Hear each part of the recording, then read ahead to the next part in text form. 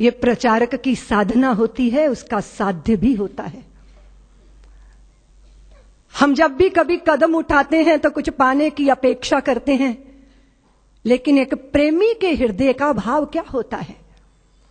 वो स्वामी राम की वाणी से व्यक्त होता है कि इश्क एक तरफा में यूं मसरूर हो जाऊंगा मैं, राम तुम होगे क्षमा काफूर हो जाऊंगा मैं तुम्हें देखूं तो देखूं तुम न मुझको देखना, तूने गर देखा मुझे मशहूर हो जाऊंगा मैं तुम्हें चाहूं तो चाहूं तुम न मुझको चाहना, तूने गर चाहा मुझे मगरूर हो जाऊंगा मैं अगर मांगूं कभी तो कुछ ना देना तुम मुझे, वरना फिर प्रेमी नहीं मजदूर हो जाऊं।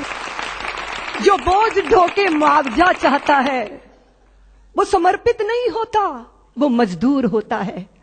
जिसने यश चाहा, जिसने प्रतिष्ठा चाहिए, जिसने लोक मान्यता चाहिए, उसका समर्पण अधूरा होता है। लेकिन मां भारती को अखंडता के सिंहासन पर विराजमान करने का स्वप्न साकार करने के लिए अपने को होम करने वाला प्रचारक चाहता है क्या कुछ? लेकिन जो मिलता है वो तो अनिर्वचनीय है, उसको तो वाणी से व्यक्त ही नहीं किया जा सकता।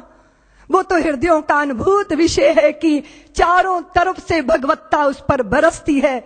जो अपने लिए नहीं चलता, अपनों के लिए कदम बढ़ाता है, जो कभी दुख को दुख नहीं मानता, जो सुख की चाह में धूल नहीं छानता, औरों के लिए जिसको विष पीना भी स्वीकार हो जाता है, वह प्रचारक अभिनंदनीय है, वंदनीय है, पूजनीय है, प्रातः स्मरणीय है। रात दिन अहिर्निश मां भारती के चरणों में अपने आप को तपाना, गलाना। किस समय डॉक्टर साहब ने सपना लिया था? सारे देश के अंदर आग लगी थी, ब्रिटिश सत्ता के विरुद्ध एक वातावरण बना था, बलिदानों की गंगा मानो बह गई थी भारत के अंदर, विदेशियों की चूल्हे हिलने लगी। बस एक प्रहार और बाकी था कि सारे सपने साकार हो जाते। लेकिन उसी समय विधर्मी ने, उसी समय देश के शत्रु ने देश के अंदर सांप्रदायिकता का विष बोया, वैमनस्यता के भावों को पैदा किया, छुआछूत की प्रबल भावनाएं देश के अंदर जागी, और वह सारी शक्तियां जो संगठित होकर गुलामी की जंजीरों को तोड़ने के लिए आबद्ध दिखाई देती थी, वो बिखरना प्रारंभ हो गई। ऐसे ही समय में जब वैमनस्यता सिर चढ़कर बोल रही थी, जब कट्टरता नंगा नर्तन कर रही थी, उस समय डॉक्टर हेडगेवार 4 स्वयं सेवकों को लेकर राष्ट्रीय स्वयं सेवक संघ की संस्थापना करते।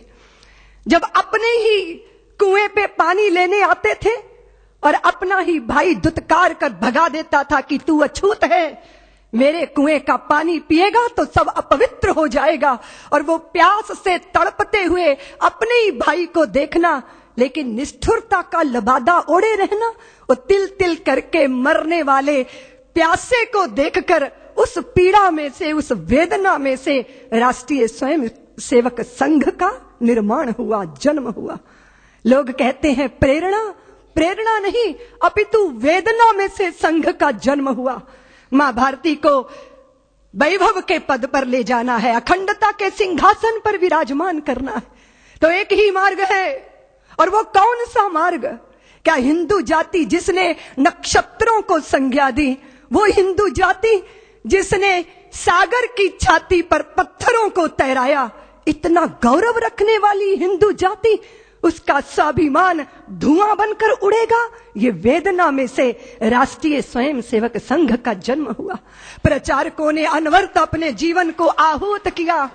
एक प्रश्न पैदा हुआ कि जिस हिंदू ने नभ में जाकर नक्षत्रों को दी है संज्ञा, जिसने हिमगिर का वक्ष चीर भू को दी है पावन गंगा, जिसने सागर की छाती पर पाषाणों को तैराया है, हर वर्तमान की पीड़ा को हर जिसने इतिहास बनाया है, जिसके आर्यों ने घोष किया कृणवंतो विश्वमार्यम का, जिसका गौरव कम कर न सकी रावण की स्वर्णमयी लंका, जिसके यज्ञों का एक हव्य 100 पुत्रों का जनक रहा, जिसके आंगन में भयाक्रांत धनपति बरसाता सदा कनक रहा, जिसके पावन बलिष्ठ तन की रचना तन दे दधीची ने की।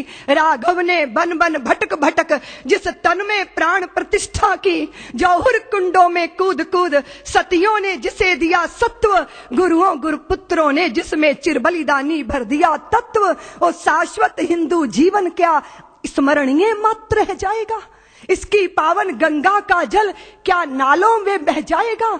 इसके गंगाधर शिव शंकर क्या ले समाधि सो जाएंगे? इसके पुष्कर इसके प्रयाग क्या गर्त मात्र हो जाएंगे? यदि तुम ऐसा नहीं चाहते तो फिर तुमको जगना होगा, हिंदू राष्ट्र का बिगुल बजाकर दानव दल को दलना होगा। इस वेदना में से, इस पीड़ा में से मां भारती के लुटते स्वाभिमान और बिखरती अस्मिता की वेदना में से राष्ट्रीय स्वयंसेवक संघ का प्रादुर्भाव हुआ।